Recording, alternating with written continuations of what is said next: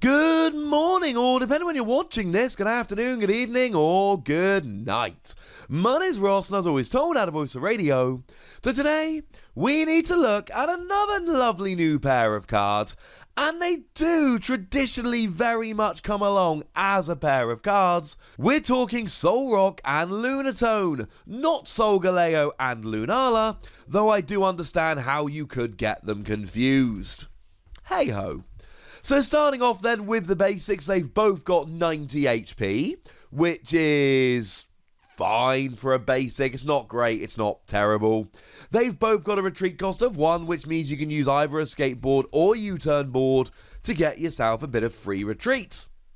But I'm afraid that's where the similarities end.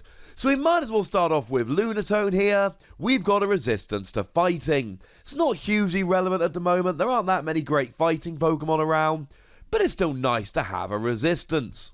As for the weakness of darkness here, it's not amazing, it's fine. Darkness isn't really a huge type around right now, but you never know. And you're a psychic type. That means spell tag to drop extra damage when you get KO'd. That means mysterious treasure to help search it out. That means Malamar, to accelerate a little bit of extra energy if you need it. Too many moon Pokemon.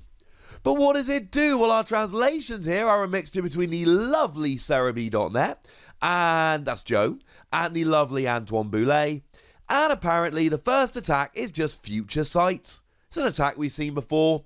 1 colourless energy, look at the top 4 cards of either player's deck, and put them back in any order.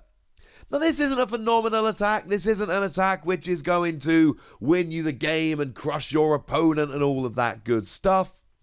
What it is going to do is either give you a little bit of a consistency boost, or it's going to slow down your opponent. Now, we're talking basic Pokemon. We're talking single energy, so that's good.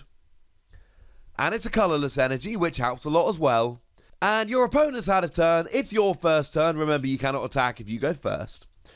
And if you've just got nothing in your hand, if you've really got nothing, or even just you've got no other attack to use this to give yourself a decent top deck. Use this to make sure the card at the top of your deck is what you want to draw into. Why not? Or you go second, your opponent's had a turn. They did very, very little. They didn't do much at all. So you then use this to give them a bad top deck in the same way whereby if you know or think they've got a bad hand, you might play a Chip Ice Axe. Except this is actually better because you look at the top 4 cards rather than the top 3. Future Sight is an attack we've seen many times before. My favourite one that had it was probably Absol. And it's fine. It's just fine. Simple as that. Will be useful occasionally. But then we've got Psychic, and anyone that's played this game for a while will probably recognise the attack Psychic. It's been seen most recently on Indeed EV, but we all played it for a while because it was on the Oranguru that let you draw until you had 3 cards in your hand. The only real difference is how much is the base damage and how much for each energy. Well, here you do a base damage of 20, and an extra 20 damage for each energy attached to the defending Pokemon. It is a way of punishing your opponent for having a lot of extra energy on. Now, if you put this side by side of Indeedee, it doesn't come off terribly favourably. Indeedee does 10 damage base plus 60 more for each energy on, so let's say there's 3 energy on the defending Pokemon. Indeedee does 190 and Lunatone does 80. It is quite weak compared to Indeedee, but then again, Indeedee is 3 energy on a 2 prize Pokemon rather than 2 energy on a 1 prize Pokemon. This isn't a I'm gonna smash attack like Indeedee could be. The thing is, you don't do a huge amount of damage here. I mean, the most relevant Pokemon that's weak to Psychic at the moment is probably Mewtwo and Mew. A Mewtwo and Mew's got, well, you're hitting double for weakness, so you need to hit 280 to take out the 270 Mewtwo and Mew. So you're talking about 140 damage. Oh. Yeah, your opponent's going to need 6 energy on there. If your opponent's got a Mewtwo and Mew with 6 energy on, that's 120. Add the 20 base is 140, double for weakness is 280, and that's a KO. And that's wonderful, but firstly, how often does Mewtwo and Mew really have 6 energy on? They do sometimes, if they're copying something like Espeon and Deoxys's GX attack, then they will potentially get 6 energy on. But if your opponent has a Lunala on the field and you're playing Espeon and Deoxys, no, you're just not going to do it. I suppose in a Malamar deck it can be dropped as a surprise, but really, it doesn't do enough damage. The damage output here is too low. 20 plus 20 for each energy just doesn't do enough.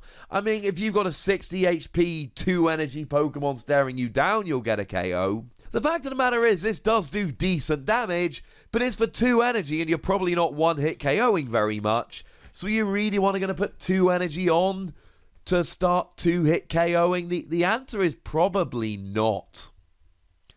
Moving over into Solrock here, it's got a nice little ability whereby if you've got Lunatone in play, none of your opponent's Pokemon have resistance.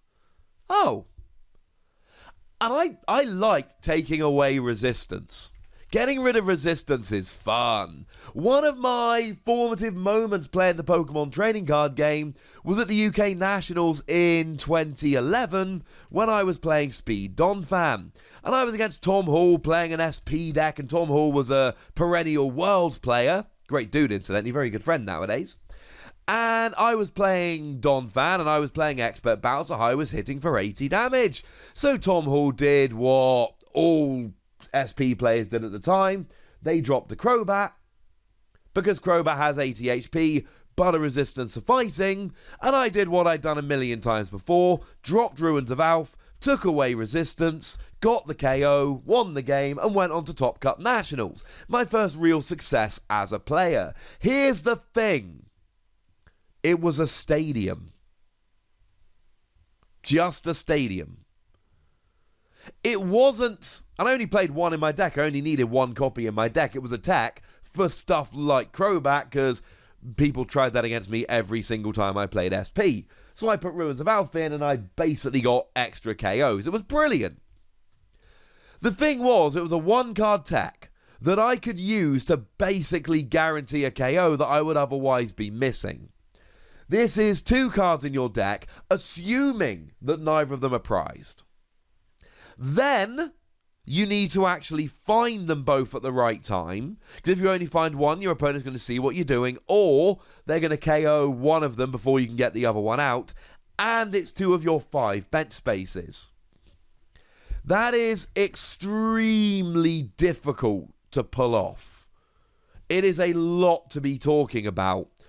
And that's a huge problem. We did actually a little while ago get Magnetic Storm, which was just a reprint of Ruins of Alph, but it was far less cool. I mean, come on. Ruins of a bunch of unknown coming out, or a Magnetic Storm. Really? I don't need to tell you which one of those is cooler. Also, fun little historical fact, Magnetic Storm was actually released originally back in Hidden Legends, but it only stopped Psychic and Fighting Pokemon being affected by resistance. Quite a bit weaker. So going back to it then, it's just slightly underwhelming. There is, incidentally, another pair of Pokemon that can pull off this exact same trick. The Mesprit from Forbidden Light does exactly this. It's got the exact same ability, just so long as you've got an Azalf in play. Anyone remember that pair of Pokemon seeing any play? And bearing in mind, right, Forbidden Light has been out for a while. So if Mesprit was going to see a bunch of play, it would probably be seeing a bunch of play. And it's not been seeing that much play. And this is a problem, because if Mesprit's not been seeing play, and this is basically just Mesprit, why would we think it's going to see any play? It probably is our best option at the moment to just get rid of resistance. But do we need it?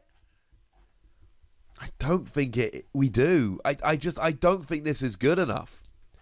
The fact of the matter is, right, if we really need to get rid of resistance, if what you're aiming for is to remove resistance, then yes, this will work.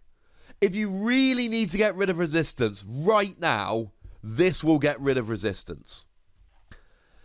But the fact of the matter is, I don't know how many people really need to get rid of resistance. I want this to be good. I really want it to be good. But I think it's underwhelming. Oh, and the attack here is just plain garbage. 2 energy, 30 damage, no extra effect. No, ladies and gentlemen. No. So what do we think about these as a pair? Lunatone's an interesting Pokemon. I like Psychic. I like Future Sight. I like being able to get rid of resistance. They're fine. They're a fun pair, but I don't think either of them are particularly overwhelming. So as a pair, let's give them between 2 and 3 Wassies. We don't give half Wassies. That would be barbaric.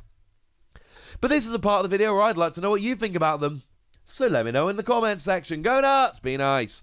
And then make sure you like this video, subscribe to this channel, follow me on Twitter at @TheWassie, and Twitch for some live action at twitch.tv/PTCGRadio. If you want to support the channel, get some bonus podcasts and all that good stuff, head on over to patreon.com/PTCGRadio, where you can do exactly that. And please do make sure you're checking out youtube.com/WassiePlays, where you can find out about a whole bunch of games that don't have Pokemon in, but are pretty gosh darned awesome nonetheless. But by far the most important thing as always, look after yourselves till next time, would ya? Thank you very much for watching. My name's Ross, and you've been watching PTCG Radio.